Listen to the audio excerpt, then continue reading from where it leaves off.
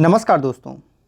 आज की ये वीडियो उन लोगों के लिए अत्यंत खास है जो आरबीआई ग्रेड बी ऑफिसर बनना चाहते हैं। आज के इस वीडियो में हम सारी बातें एक एक करके डिस्कस करेंगे जो आप स्क्रीन पर देख रहे हैं, तो आप पूरी वीडियो से लास्ट तक ज़रूर बने रहिएगा। हे गाइस, मैं हूं अशोक सिंह और आप देख रहे हैं अलग क्लासेस। चलिए वीडियो को शुरू करते हैं। हमेशा अपडेट रहने के लिए सब्सक्राइब करें और फिर बेल आइकॉन पर क्लिक करें। सबसे पहले जान लेते हैं कि आरबीआई ग्रेड बी एग्ज़ाम होता क्या है। आरबीआई ग्रेड बी एग्ज़ाम का notification reserve bank of India के द्वारा प्रतिवर्ष जारी किया जाता है। बेसिकली अगर आप आरबीआई ग्रेड बी ऑफिसर बनना चाहते हैं तो आप इस एग्ज़ाम को क्लियर करके फाइनली ग्रेड बी ऑफिसर बन सकते हैं, जो कि आरबीआई में आपको जॉब करना पड़ता है।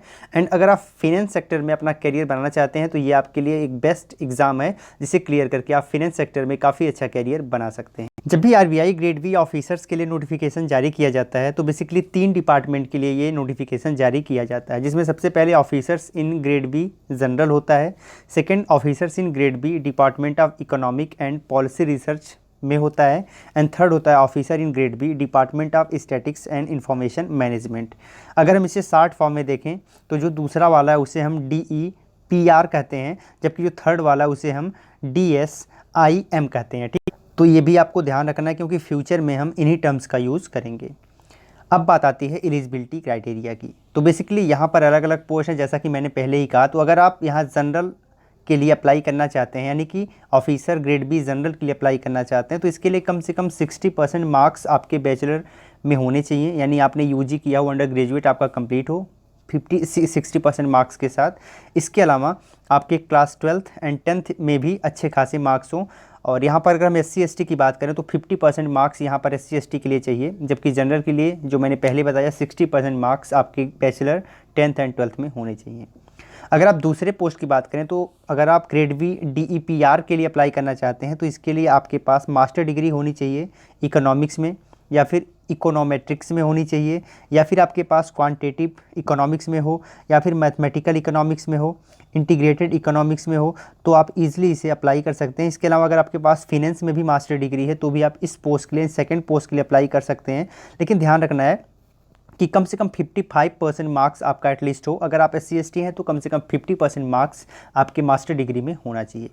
अगर आप थर्ड पोस्ट की बात करें तो अगर आप ऑफिसर ग्रेड बी DSIM बनना चाहते हैं तो इसके लिए भी मास्टर डिग्री होना अनिवार्य है। और मास्टर डिग्री आपका या तो स्टैटिक्स में हो, मैथमेटिकल स्टैटिक्स में हो, या फिर मैथमेटिकल इकोनॉमिक्स में हो, इसके अलावा इकोनोमेट्रिक्स में हो, इसके अलावा स्टैटिक्स एंड इन्फॉर्मेटिक्स में हो, और कम से कम 55% मार्क्स हो, तो आप इसे अप्लाई कर सकते हैं। वहीं SC ST के लिए 50% मार्क्स यहाँ पर अनिवार्य हैं। अब बात आती है एज क्राइटेरिया की। तो जब इसका नोटिफिकेशन जारी होता है उस समय कम से कम 21 ईयर आपकी एज होनी चाहिए कंप्लीट, और उस समय डेट दिया होता है, उस डेट के अकॉर्डिंग कम से कम 21 ईयर आपको होना चाहिए। मैक्सिमम एज 30 ईयर है। वहीं अगर आपके पास रिसर्च की डिग्री है, PhD है, तो आपका जो यहाँ पर एज है वो बढ़ जाता है, 34 हो जाता है। ठीक है।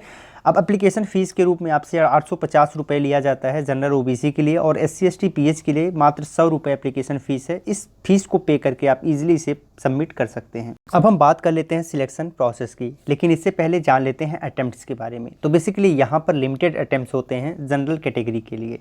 बेसिकली अगर आप जनरल कैटेगरी में बिलोंग करते हैं तो आप 6 बार इस एग्ज़ाम को दे सकते हैं, यानी फेज़ फर्स्ट का जो एग्ज़ाम है उसे आप 6 बार दे सकते हैं। वहीं अगर आप SC ST OBC या फिर PWD हैं, या फिर आप EWS कैटेगरी में आते हैं, तो आपके पास कोई लिमिट नहीं है, आप अनलिमिटेड बार इस एग्ज़ाम को दे सकते हैं। अब बात आती है सिलेक्शन प्रोसेस की। तो सिलेक्शन प्रोसेस जो है वो बेसिकली 3 स्टेज में होगा। सबसे पहले आपको स्टेज फर्स्ट देने पड़ेंगे, यानी फेज़ फर्स्ट होगा, फिर फेज़ सेकंड होगा। इन दोनों फेज़ के बाद आपका इंटरव्यू लिया जाएगा, और इन तीनों के बेसिस पर आपका सिलेक्शन होगा। जो आपके एग्ज़ाम होंगे वो ऑनलाइन मोड में होंगे, तो ये भी आपको ध्यान रखना है। अब बात आती है फेज़ फर्स्ट के एग्ज़ाम पैटर्न की।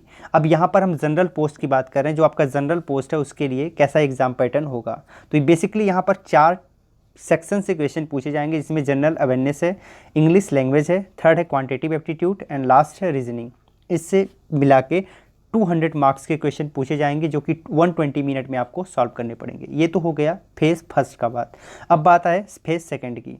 फेज़ सेकंड में बेसिकली 3 पेपर लिए जाएंगे। पहला paper economic and social issue से रिलेटेड होगा, जिसमें ऑब्जेक्टिव टाइप के क्वेश्चन होंगे। 90 मिनट में 100 मार्क्स के क्वेश्चन आपको सॉल्व करने पड़ेंगे। पेपर सेकंड में इंग्लिश होगा, जो कि राइटिंग स्किल इसमें आपका चेक किया जाएगा। ये डिस्क्रिप्टिव टाइप का होगा एंड यहाँ पर आपको 90 मिनट में 100 मार्क्स के क्वेश्चन सॉल्व करने पड़ेंगे। इसके बाद पेपर थर्ड है, वो फिनेंस एंड मैनेजमेंट से रिलेटेड है। ये ऑब्जेक्टिव टाइप होगा, 90 मिनट में 100 क्वेश्चन सॉल्व करने पड़ेंगे। तो ये तो बात हो गई जनरल में फेज़ सेकंड के एग्ज़ाम पैटर्न की। अब बात कर लेते हैं फेज़ थर्ड की, जो कि इंटरव्यू होगा। अब यहाँ पर जो इंटरव्यू होगा इसमें 50 मार्क्स के क्वेश्चन पूछे जाएंगे और इसका एक अहम रोल होगा आपके फाइनल सिलेक्शन में। तो ये भी आपको ध्यान रखना है।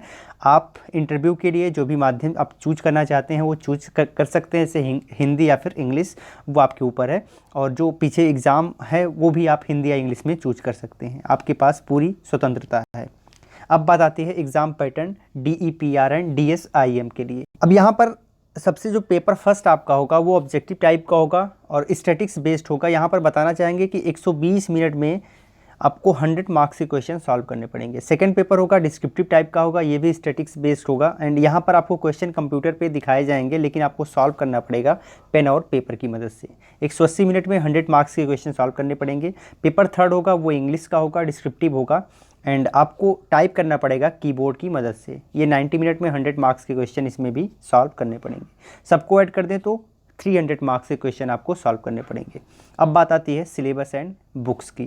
तो यहाँ पर मैं आपको इसी वीडियो के फर्स्ट कमेंट में आप जाएंगे तो वहाँ पर आपको लिंक मिलेगी, जिसमें आपको सिलेबस के बारे में डिटेल इन्फॉर्मेशन मिल पाएगी एंड बुक के बारे में भी आपको वहाँ पर बताया जाएगा कि कौन कौन सी बुक आप इसमें फॉलो कर सकते हैं।